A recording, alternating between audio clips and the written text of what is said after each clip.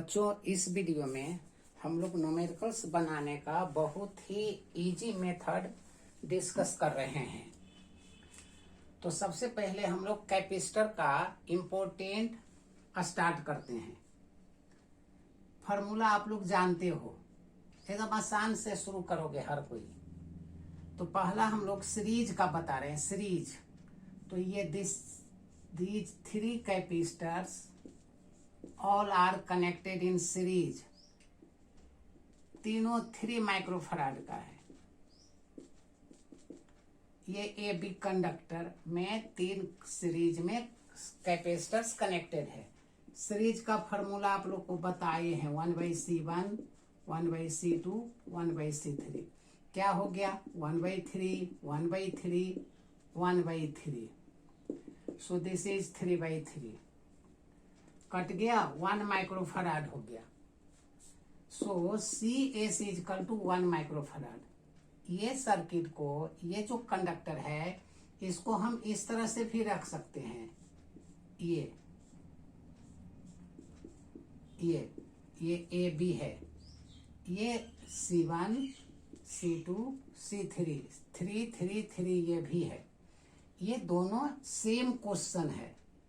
यह state conductor है, इसी कंडक्टर को सीरीज में इस तरह से रख दिए हैं। इसका भी आंसर कितना होगा? 1 माइक्रोफराड होगा।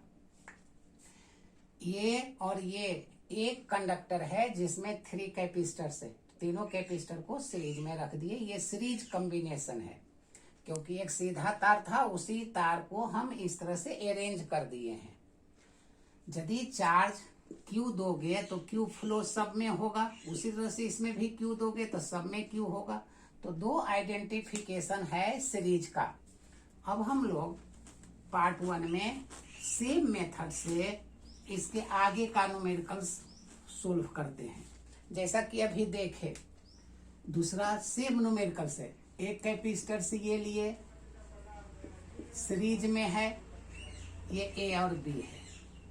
3 माइक्रोफराड 3 माइक्रोफराड दिए थे, यहाँ 3 दिए थे, तो 1 आ गया था। अब इसमें 2 मार्क्स के लिए हम लोग क्वेश्चन बना देते हैं। ये 2 मार्क्स के लिए होगा। 3 माइक्रोफराड 3 माइक्रोफराड 3 माइक्रोफराड, ये बीच में 2 माइक्रोफराड दिए। अभी जो बताए 3, 3, 3 का आंसर आया था 1 माइक्रोफराड। तो आंसर इसका लिख देना, C इक्विवेलेंट 1 माइक्रोफराड। ऑब्जेक्टिव तो डायरेक्ट बना दोगे। अब बोर्ड में 2 मार्क्स के लिए आपको बनाना है। तो सबसे पहले एक घर, जो लास्ट घर है, पहला घर नहीं, जो अंतिम घर है, उससे स्टार्ट करो। तो यहाँ से 1, 2, 3, वही जो पहले बताए थे। आंसर तो डायरेक्ट कर दिए, क्लिक हो गया। अब स्टेप मार्किंग कैसे करेंगे? 2 मार्क्स के लिए, 3 मार्क्स के लिए इसको कैसे सोल्व करेंगे? तो सबसे पहले यहाँ से सोल्व करेंगे। यहाँ से उठा लेंगे एक तार को। तो इस तार को उठाए तो फार्मूला क्या होता है? सीरीज का ये फार्मूला होता है। वैल्यू अभी अभी बता दिए थे। फार्मूला 3/3 हो गया। So C S is equal to 1 microfarad. इस 3 के बदले 1, 2, 3, 3 के बदले ये हो गया। आंसर तो पहले ही बता दिया। अब इसके बाद ये सर्किट आप बनाओगे। 1, 2, 3, 1, 2, ये 3 है, ये 3 है, ये 2 है। और इस तीनों के बदले कितना निकाले हो? 1 माइक्रोफराड, तीनों के बदले। अब यहां से ये 2 हिस्सा में बट गया। 2 हिस्सा में बट गया बेटा, तो समझ लेना कि ये पैरेलल है। जब 2 रास्ता हो गया, सीरीज में एक रास्ता, यहाँ 2 रास्ता हो गया, तो पैरेलल का फॉर्मूला क्या होता है? C1 + C2।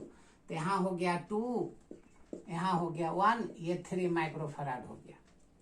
अब ये 3 माइक्रोफराड हो गया। अब क्या? अब तो आंसर कर चुके थे।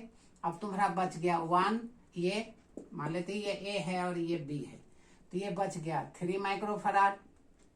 ये 2 और 1 3 माइक्रोफराड, और ये भी 3 माइक्रोफराड हो गया। अब ये तो सीरीज में हो गया, जिसका फार्मूला यहाँ लिखे हुए हैं। So C equivalent is equal to 1 microfarad answer हुआ।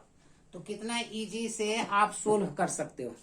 इस तरह से तीसरा घर भी देंगे तो भी 1 माइक्रोफराड होगा।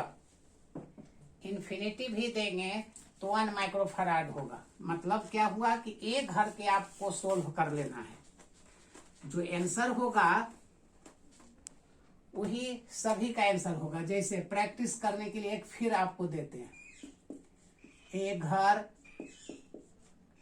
दूसरा घर,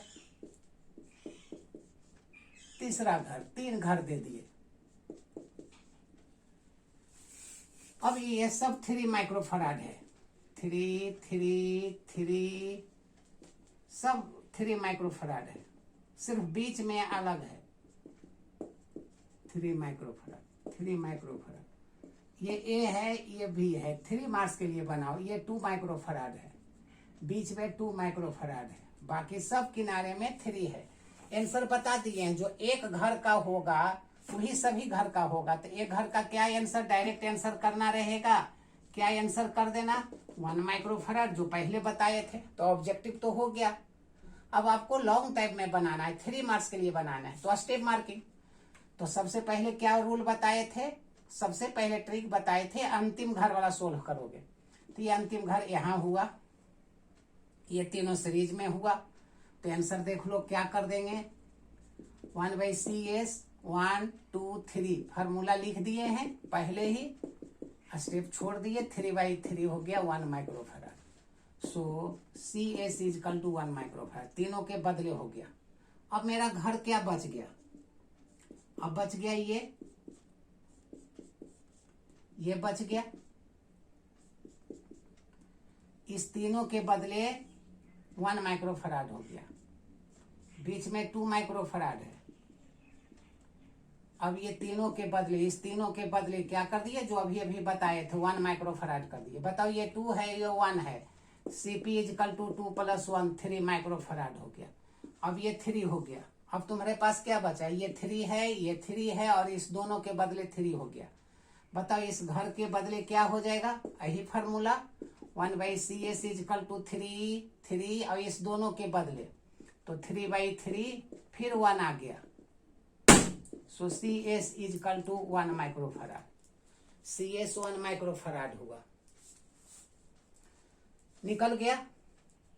अब हमको बच गया, फिर इस तीनों के बदले 1 माइक्रोफराड आया, ये 2 माइक्रोफराड है। मेरा क्या हो गया, सर्किट।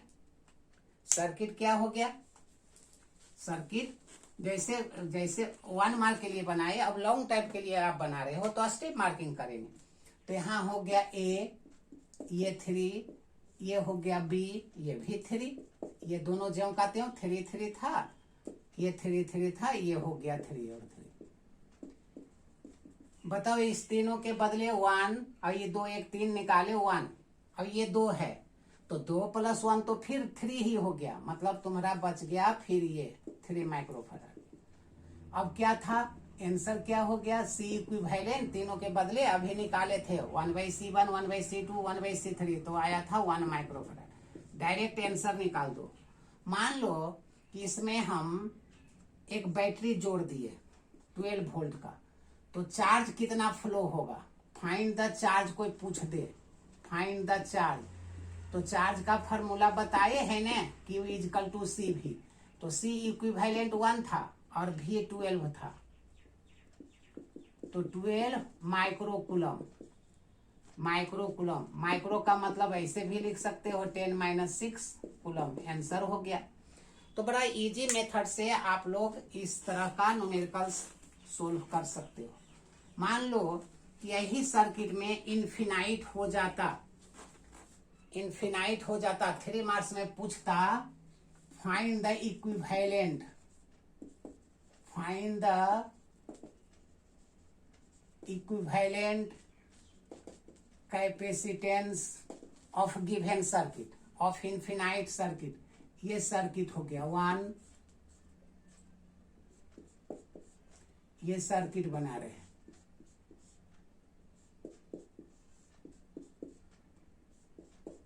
इनफिनाइट कर देते हैं, चलो एक घर और बना लो। अब इनफिनाइट कर दो, अप टू इनफिनाइट। ये A और B है। 3 माइक्रोफराड सब वही 3 माइक्रोफराड 3 माइक्रोफराड 3 माइक्रोफराड 3 माइक्रोफराड 3 सब में यही दे दिए 3 माइक्रोफराड।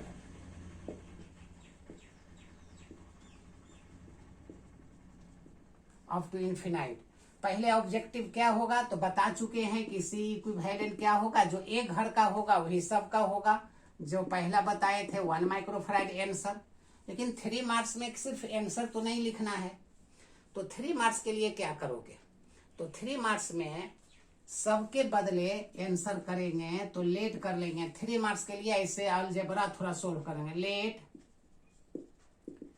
इक्विवेलेंट कैपेसिटेंस X है, तो बताओ इन्फिनाइट सर्किट है, उसमें हम एक घर हटा दिए तो भी तो इन्फिनाइट ही है। इसका मतलब हो गया कि अलजेब्रा का रूल हो गया कि जो तुम A लिया था एक, जो B लिया था एक, और ये जो था 1 2 और आगे का जितना सबके बदले हम लोग X मान लिए, सबके बदले, तो ये 3 था, ये 3 था और ये तो 2 था। एक रूल बनाए, मान लेते हैं 2 और 2 ही सिर्फ रहता तो भी तुम 1 ही आंसर होता। तो अब तुम्हारा ये क्या हो गया, CP इजकल टू 2 + X हो गया, इस दोनों के बदले तुम 2 + X हो गया, मतलब तुम्हारा सर्किट हो गया 1, ये 3 माइक्रोफराड, इस दोनों के बदले चलो ऐसे बना देते हैं, इस दोनों के बदले हो गया CP मतलब 2 + X, और ये हो गया 3 माइक्रोफराड। सीधा कर दिए, ए तार और बी तार जो था उसको सीधा कर दिए। तुम इस तरह से भी बना सकते थे। क्या हो गया, अब ये सीरीज में हो गया।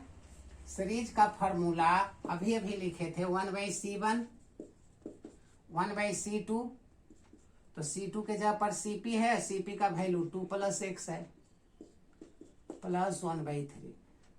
टोटल ये C इक्विवेलेंट है सबके बदले, तो इक्विवेलेंट हम लोग माने थे X 1/3 1/3 2/3, ये 2 + X हो गया।